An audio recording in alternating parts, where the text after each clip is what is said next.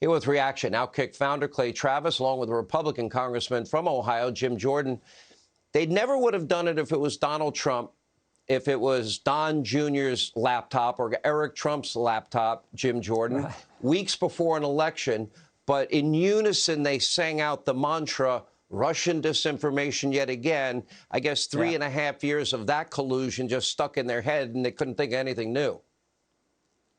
Yeah, I mean, this is why today is so important, Sean, because the left likes to be able to lie about us. We're not allowed to tell the truth about them. And we saw that with the example you just mentioned. Big tech, big media, Democrat Party, all colluding to keep the Hunter Biden story from we the people just days before the most important election. And that's why they're so apoplectic today. The left is going crazy. And as you point out, they're going crazy over an electric car maker who supports free speech. That shows you how ridiculous they are. But that's the power they had and the power they used 18 months ago in the run-up to the most important election we have to decide who's going to be president of the United States, who's going to be commander-in-chief. That is why today is so darn significant. The left doesn't want you to speak. If you don't agree with them, you're not allowed to talk. And if you try, they're going to attack you. They're going to try to cancel you. That all changes today with Elon Musk now owning Twitter. I think so. And, Clay, let me read this. This was a tweet from Elon Musk. I hope that even my worst critics remain on Twitter because that's what free speech means. I've been saying this forever. I want every comedian in America to finally be set free from cancel culture, and I'm offering myself up as a target. Every liberal comedian, take any shot you want to take, say anything you want to say. I don't care. I ask one little favor in return. Just be funny about it. Say whatever you want. Because I believe in freedom of speech. I mean, comedians can't even, tell jokes anymore without worried about without worried about getting slapped in the face at this time. Well, it's a good point. And amen. Let's enjoy the victories that we've had of late, Sean. CNN Plus basically lit $300 million on fire and imploded, right? We've got that brave judge down in Florida. Thank the Lord that Donald Trump appointed her, and she was able to end this mask mandate. And now you got a full-fledged left-wing blue checkmark brigade panic because Elon Musk, as you just read that tweet, is saying, hey, I believe in freedom of speech. And if you wondered how much of a rig job we are dealing with right now at Twitter, someone who comes in and says, I want to have content-neutral policies that allow a robust and uninhibited marketplace of ideas to flourish is being attacked by the left wing in this country. They don't want an actual marketplace of ideas. They don't want to debate ideas. They want to cancel people. And to your point, Sean, right now comics are terrified to do their comedy many places, but on college campuses the most because kids come up on stage and say, hey, that was an inappropriate joke. We didn't enjoy this. And this is why we have to destroy what I think are the two twin pillars of the Democratic Party right now: identity politics and a cancel culture. The combination of those two, Elon Musk is opposing them. I think we all need to be celebrating with great glee what's going on. Well, and think about this both for I both think you he guys. will.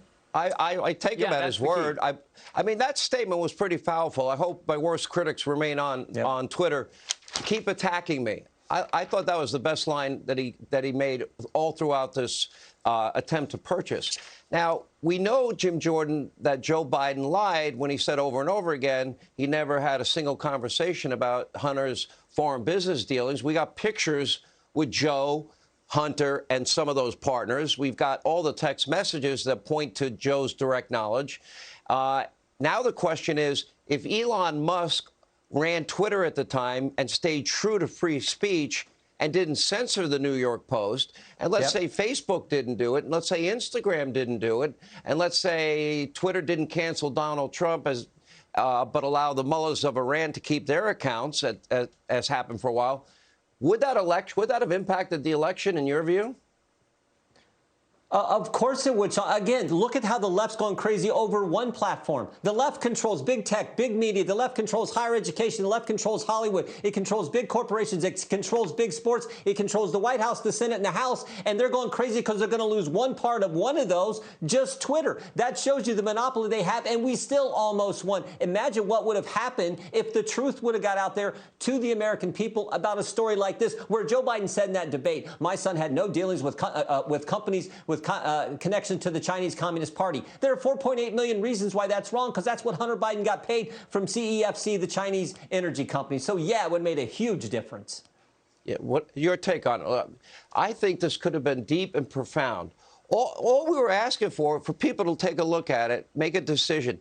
The media, they played such defense, Clay, they wouldn't even ask the question. They came up with one talking point. It was regurgitated by everybody in the Democratic Party, everybody in the news media, everybody, all these big tech companies. And that is, this looks like Russian disinformation. 51 highly ranked former intelligence agency heads, they said the same thing, too, with no evidence. They just lied to us outright. This is why we need Jim Jordan and all of the Republicans back in power in the House of Representatives. This is why we need the Senate back in Republican control, because I believe that if Twitter had allowed that New York Post story to go out, first of all, everybody else probably wouldn't have blocked it, right? Because what we know is all these big tech companies collude. As soon as one decided they were going to ban Donald Trump, everybody did. As soon as one decided you couldn't read the New York Post story, everybody did. Sean, even with the numbers that are out there, if 20,000 people had changed their vote in 2020 in Wisconsin, in Georgia, and in Arizona, that's one NHL arena, that's one NBA arena in the entire country, 20,000 people in those three states. Donald Trump's president of the United States right now. You cannot convince me that Twitter's decision wasn't a direct, collusive benefit to the Joe Biden campaign that echoed across all of social media. And this is why this is so big. Look, I always like to come on your show, Sean, and wave to all the Democrats watching, because they're watching you instead of MSNBC and instead of CNN. That's what the data reflects. And that's because there is a desperate demand for truth and authenticity in this country, and Fox News serves it. And I hope that Elon Musk, for purposes of big social media, can serve that same marketplace that is desperate for truth and honesty. And I think if he sticks to his guns, that this is going to be a monumental moment. The biggest win for free speech in the 21st century is Elon Musk buying Twitter, in my opinion. It's going to be interesting to watch for sure. Jim Jordan, last question. So we know that you can't make threats against individuals or threaten violence on social media, nor should you be able to. Now, how far do you go with freedom of speech? What do you do about overtly racist people or virulently anti-Semitic language that people use? What should the rules be in your view? Sean, I think you err on the side of the First Amendment. You know, the founders wrote the First Amendment. It has served our nation well. You err on that side right there. This is one thing we are looking at. If, in fact, the people of this great country give us the majority, we're looking at how we change Section 230, how we reform it, what do we do? But if you're going to err, you err on the side of the First Amendment, free speech. There's 5 rights under that First Amendment. Let's honor those rights. All right, Jim Jordan, Clay Travis, thank you both. Hey, Sean Hannity here. Hey, click here to subscribe to Fox News YouTube page and catch our hottest interviews and most compelling analysis. You will not get it anywhere else.